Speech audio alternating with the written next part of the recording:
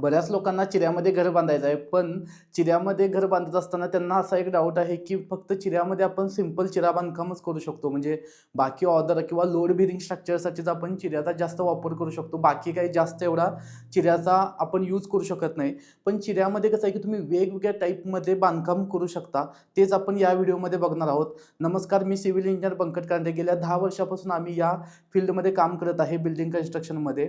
जर तुम्हाला आमच्याकडून 2D डिझाईन किंवा 3D डिझाईन किंवा डायरेक्टली घर बांधूनच हवा असेल तर खाली डिस्क्रिप्शनमध्ये व्हॉट्सॲप नंबर दिलेला आहे, त्या नंबरला तुम्ही मेसेज करू शकता. तर आजच्या या व्हिडिओमध्ये आपण बघणार आहोत की चिऱ्यामध्ये कोणकोणत्या टाईपमध्ये जे बांधकाम आहे ते करू शकतो. तर त्यामध्ये जे बांधकाम आहे, जे तुम्ही वीट बांधकाममध्ये जे रेग्युलर बांधकाम आपण जे करतो ते तर आपण करू शकतो.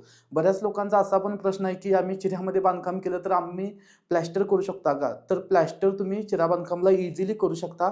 वीट बांधकामपेक्षा त्याला ग्रीप वगैरे जी आहे ती चांगली येते चिऱ्याला जर प्लॅस्टर केलं तर. आणि त्याचबरोबर चिऱ्यामध्ये अजूनही वेगवेगळ्या टाईपचं बांधकाम, म्हणजे जसं की तुम्ही पेपर जॉईंट वर्क, जे की तुम्ही आता या इमेजमध्ये बघू शकता, हे की आता जॉईंट आहे तो ओळखतच नाही, म्हणजे इंटरलॉकिंग सिस्टीम पद्धतीने हे बांधकाम केलं जातं. फक्त चिऱ्याला थोडासा घडवून हे बांधकाम करावं लागतं. त्याचबरोबर आहे जे सिंपल ग्रू पॉइंटिंग, म्हणजे फक्त लाकडी पट्टी वगैरे ठेवून ग्रू पॉइंटिंग केलं जातं. आणि त्यानंतर आहे ते प्रॉपर ग्रू पॉइंटिंग वर्क, म्हणजे ते ॲक्युरेट अगदी प्रॉपर त्यामध्ये सँड, चिऱ्याची माती जी आहे, त्याचबरोबर आपली हे आहे सिमेंट आणि रेड ऑक्साईड कलर, यापासून हे अशा टाईपमध्ये सुद्धा ग्रू पॉइंटिंग केलं जातं. तर त्याचबरोबर आहे ते पेपर जॉईंट आणि ग्रू पॉइंटिंग हे मिक्स बांधकाम अशा टाईपमध्ये सुद्धा तुम्ही करू शकता. त्याचबरोबर मोल्डिंगमध्ये सुद्धा वेगवेगळ्या टाईपचं आपण काम करू शकतो. म्हणजे डोअरच्या ज्या फ्रेम आहेत त्यासाठी आपण डबल मोल्डिंग करू शकतो. त्याचबरोबर हाफ राऊंड मोल्डिंग करू शकतो. त्याचबरोबर 3 धार मोल्डिंग आहे, 3.5 इंचमध्ये मोल्डिंग करू शकतो, 9 इंचमध्ये मोल्डिंग करू शकतो.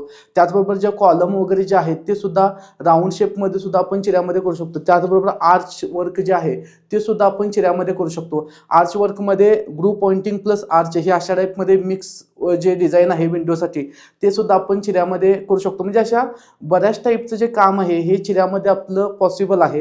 हे वीट बांधकाममध्ये एवढं जास्त पॉसिबल होऊ शकत नाही, पण हे चिऱ्यामध्ये होतं. रेलिंगला जे डिझाईन वर्क वगैरे जे आहे ते सुद्धा आपण अशा टाईपमध्ये चिऱ्या बांधकाममध्ये आपण करू शकतो. त्याचबरोबर रँडमली पेपर जॉईंट वर्क आहे हे सुद्धा करू शकतो. फक्त यामध्ये काय होतं की तुमचं लेबर चार्जेस आहेत ते जास्त जातात. म्हणजे हे ओव्हरऑल जे चिऱ्यामध्ये डिझाईन वर्क जर करायचं असेल तर आपल्याला लेबर रेट आहे ते खूप जास्त जातात. पण प्लॅस्टरची जी आहे ती कॉस्टची बचत होते. पण तरीसुद्धा जर ओव्हरऑल जर वीट बांधकामशी कंपेअर केलं तरीसुद्धा लेबर चार्जेस जर हे केलं पूर्ण त्याचं कॅल्क्युलेट केलं तर हे कॉस्ट आहे ती डिझाईन वर्कमध्ये करायचं म्हटलं तर तुम्हाला जास्तच जाणार आहे. पण थोडंसं दिसायला वगैरे जे आहे हे युनिक होतं आपलं घर.